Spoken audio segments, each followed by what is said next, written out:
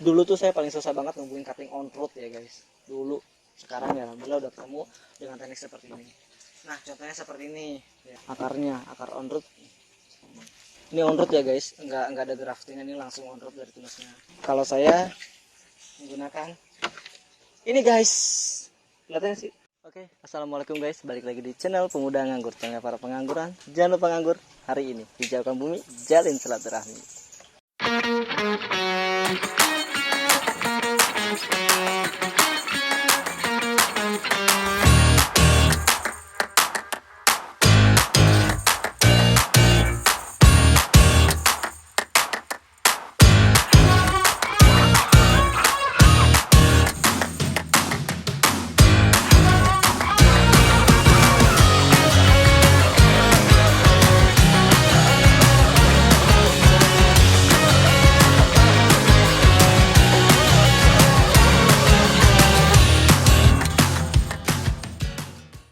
Oke guys, jadi malam-malam dadakan kita ngonten karena menurut saya ini juga perlu dibagikan buat teman-teman berdasarkan pengalaman saya dalam menumbuhkan cutting on road, mau on road ataupun lokalan dengan tingkat keberhasilan yang tinggi dengan teknik yang saya pakai dan saya lakukan selama ini.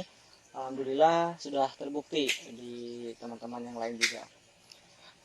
Seperti apa cara menanam cutting atau melakukan treatment pada cutting yang saya lakukan ya, ini awalnya sih saya sebenarnya nggak sengaja ya. Jadi kalau dulu saya kenal dari teman-teman komunitas, kalau kita dapat cutting itu biasanya ditandain biar kita nggak ketukar atas sama bawah. Itu juga penting ya guys. Jadi kalau kalian di atas jangan lupa sama yang di bawah, tapi kalau kalian di bawah jangan lupa juga sama yang di atas. Iya enggak? Iya enggak guys? Iya ya gitulah. Nah seperti itu, karena penandaan itu sangat penting, itu faktor yang paling fatal ya. Ya sebenarnya ada aja, walaupun kebalik ada aja yang tumbuh, cuman ya mungkin 1:10 atau 1:100 lah. Itu hanya kehendak Tuhan yang tahu. Nah jadi dulu itu kalau misalkan kita dapat cutting di Tangerang sendiri, teman-teman komunitas Tangerang biasanya nandainya bagian atas itu lancip, bagian bawah rata. Nah ketika saya mengenal teknik sambung sisip, sepertinya agak repot ya kalau misalkan nanti si atasnya lancip bawahnya rata, kita harus motong lagi gitu. Jadi saya bilang ke teman-teman pemuda nganggur nih yang biasa buat bibit bareng saya, guys kita rubah aja gitu kan, kita tandain bawahnya yang lancip, atasnya yang rata. Biar apa? Biar nanti kita kalau sambung sisip nggak perlu motong-motong lagi, dan nancepinnya itu kalau misalkan bawahnya lancip begini, nancepinnya lebih mudah. Nah setelah kita melakukan teknik seperti itu, ternyata tingkat keberhasilannya sangat tinggi, mau itu cutting lokalan atau cutting on road gitu. Dan pernah ada riset orang Jepang masih anggur juga, dia melakukan eksperimen. Dia melakukan eksperimen menanam anggur cutting ini dengan dua model. Yang satu dia potong sayap miring, yang satu dia potong rata gitu. Dan ternyata yang lebih cepat dan tumbuh akarnya itu adalah dengan sayatan miring seperti ini gitu. Nah, dia kalau kalian lihat videonya itu kalau nggak salah orang Jepang, saya lupa, dan nanti kalau ada linknya saya cantumin di deskripsi videonya, nanti saya coba cari gitu. Itu eksperimen yang dilakukan, bagian bawahnya itu dilancipin. Nah ketika bagian bawah itu dilancip, jadi kalus atau calon akar tuh dia jumlahnya lebih banyak, jadi perakaran mungkin bisa lebih cepat tumbuh.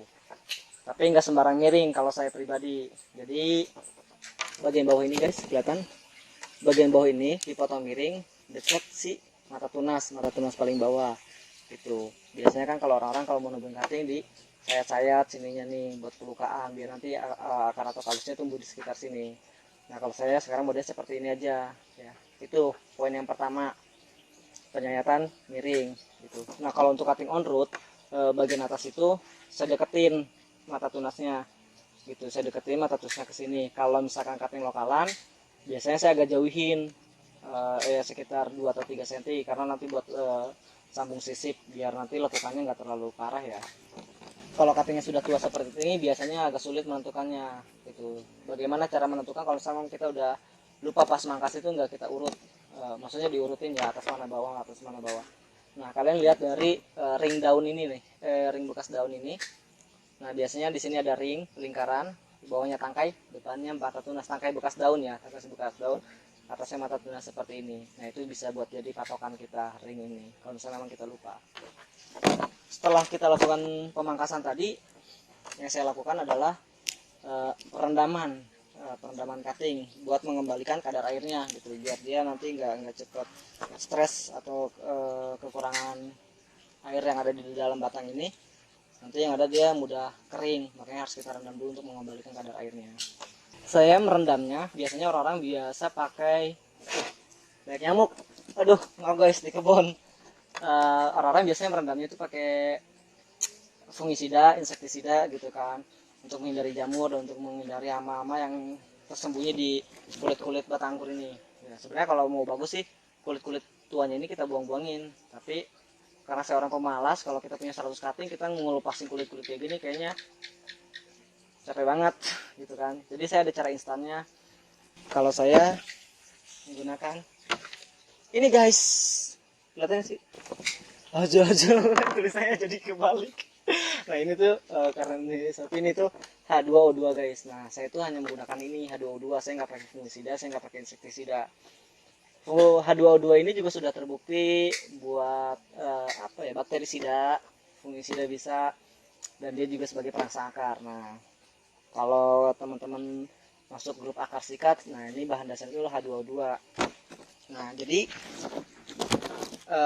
si cutting ini sudah kita pangkas seperti ini, kita rendam menggunakan H2O2 gitu.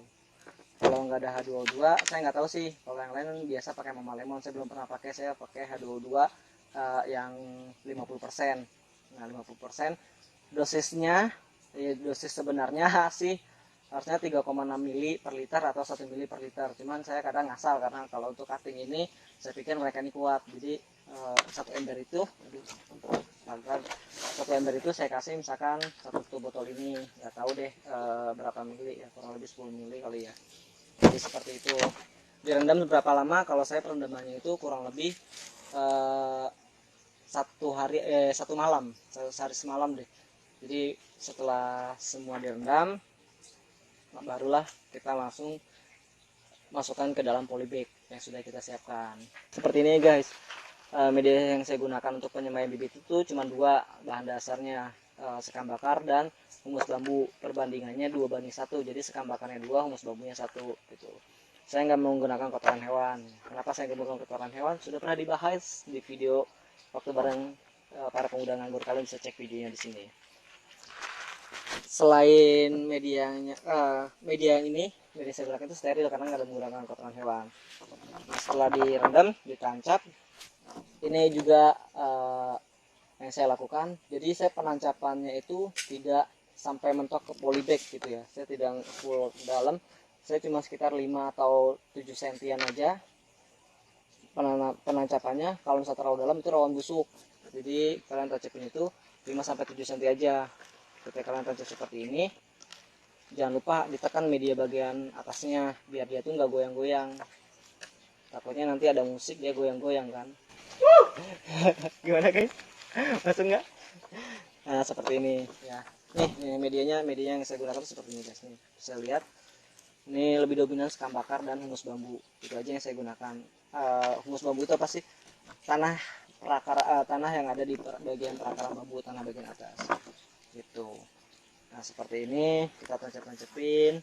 Jangan ingat, jangan terlalu dalam. Dengan teknik seperti ini, alhamdulillah kita sudah mencoba dengan berbagai varietas.